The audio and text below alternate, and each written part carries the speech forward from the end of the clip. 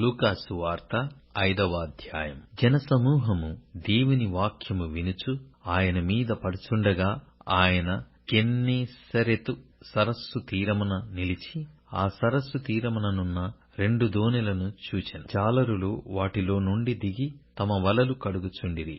ఆయన ఆ దోణెలలో సీమోనుదైన ఒక దోణె ఎక్కి దరి నుండి కొంచెము త్రోయమని అతని నడిగి కూర్చుండి దోణెలో నుండి జనసమూహములకు బోధించుచుండెను. ఆయన బోధించుట చాలించిన తరువాత, నీవు దోణెను లోతునకు నడిపించి చేపలు పట్టుటకు మీ వలలు వేయుడని సీమోనుతో చెప్పగా, సీమోను, ఏలినవాడా, రాత్రి అంతయు మేము ప్రయాసపడితిమి గాని మాకేమీయు దొరకలేదు. అయినను నీ మాట చొప్పున వలలు వేతునని ఆయనతో చెప్పాను. వారలాగు చేసి విస్తారమైన చేపలు పట్టిరి. అందుచేత వారి వలలు పిగిలిపోవుచుండగా వారు వేరొక దోణెలోనున్న తమ పాలివారు వచ్చి తమకు సహాయము చేయవలెనని వారికి సంజ్ఞలు చేసిరి. వారు వచ్చి 2 దోణెలు మునుగునట్లు నింపిరి. సీమోను పేతురు అది చూచి యేసు మోకాళ్ల ఎదుట సాగిలపడి, ప్రభువా, నన్ను విడిచిపోము, నేను పాపాత్ముడనని చెప్పాను. ఏలయనగా వారు పట్టిన చేపల రాశికి అతడును అతనితో కూడా నున్న వారందరును విస్మయమొందిరి. అలాగున సీమోనుతో కూడా పాలివారైన జెబెదయి కుమారులకు యాకోబును యోహానును విస్మయమొందిరి. అందుకు యేసు, భయపడకుము, ఇప్పటి నుండి నీవు మనుషులను పట్టువాడవై యుందువని సీమోనుతో చెప్పాను. వారు దోణెలను దరికి చేర్చి సమస్తమును విడిచిపెట్టి ఆయనను వెంబడించిరి. ఆయన ఒక పట్టణములో నున్నప్పుడు ఇదిగో, కుష్ఠరోగముతో నుండిన ఒక మనుష్యుడుండెను. వాడు యేసును చూచి సాగిలపడి, ప్రభువా, నీకిష్టమైతే నన్ను శుద్ధినిగా చేయగలవని ఆయనను వేడుకొనెను.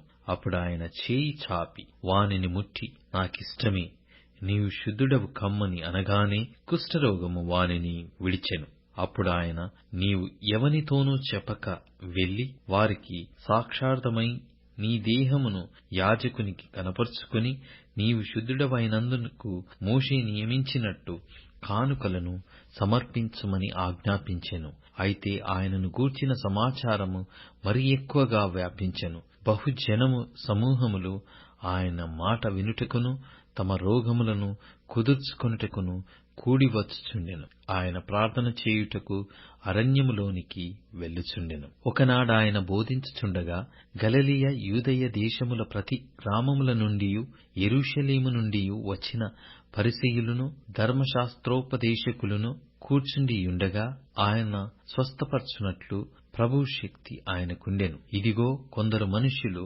పక్షవాయువు గల ఒక మనుష్యుని మంచం మీద మోసుకుని వానిని లోపలికి తెచ్చి ఆయన ఎదుట ఉంచుటకు ప్రయత్నము చేసిరి. కాని జనులు గుంపు కూడి యుండినందున వానిని లోపలికి తెచ్చుటకు వల్లపడకపోయెను గనక ఇంటిమీదికెక్కి పెంకులు విప్పి మంచముతో కూడా యేసు ఎదుట వారి మధ్యను వానిని దించిరి. ఆయన వారి విశ్వాసము చూచి, మనుష్యుడా, నీ పాపములు క్షమింపబడియున్నవని వానితో చెప్పగా, శాస్త్రులను పరిసయ్యులను దేవదూషణ చేయుచున్న ఇతడెవడు, దేవుడొక్కడే తప్ప మరి ఎవడు పాపములు క్షమింపగలడని ఆలోచించుకొనసాగిరి. యేసు వారి ఆలోచనలెరిగి, మీరు మీ హృదయములలో ఏమి ఆలోచించుచున్నారు?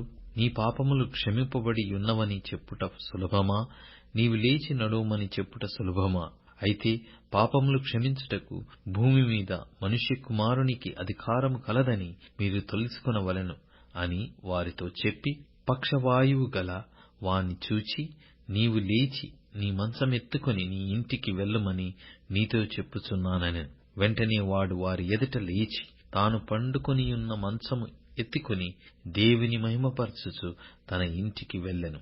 అందరును విస్మయముంది, నేడు గొప్ప వింతలు చూచితిమని దేవుని మహిమపరచుచు భయముతో నిండుకొనిది. అటు పిమ్మట ఆయన బయలుదేరి లేవి అను ఒక సుంకరి సుంకపు మెట్లనొద్ద కూర్చుండియుండుట చూచి, నన్ను వెంబడించుమని అతనితో చెప్పగా, అతడు సమస్తమును విడిచిపెట్టి లేచి ఆయనను వెంబడించెను. ఆ లేవి తన ఇంట ఆయనకు గొప్ప విందు చేసెను. సుంకరులను ఇతరులు అనేకులను వారితో కూడా భోజనమునకు కూర్చుండిరి. పరిసయ్యులను వారి శాస్త్రులను ఇది చూచి సుంకరులతోనూ పాపులతోనూ మీరేలా తిని త్రాగుచున్నారని ఆయన శిష్యుల మీద సనిగిరి. అందుకు యేసు, రోగులకే గాని ఆరోగ్యము గలవారికి వైద్యుడక్కరలేదు. మారుమనస్సు పొందుటకై నేను పాపులను పిలువవచ్చితిని గాని నీతిమంతులను పిలువరాలేదని వారితో చెప్పెను. వారాయనను చూసి, యోహాను శిష్యులు తరచుగా ఉపవాస ప్రార్థనలు చేయుదురు,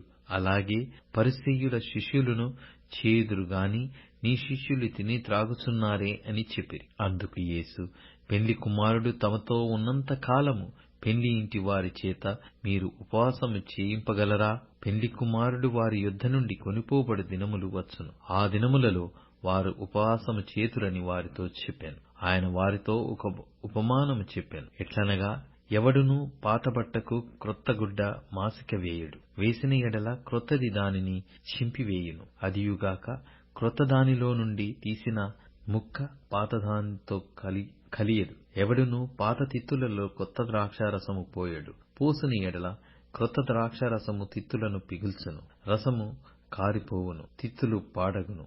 అయితే క్రొత్త ద్రాక్షారసము క్రొత్త తిత్తులలో పోయవలెను. పాత ద్రాక్షారసము త్రాగి వెంటనే క్రొత్త దానిని కోరువాడెవడునూ లేడు. పాతదే మంచిదనునని చెప్పాను.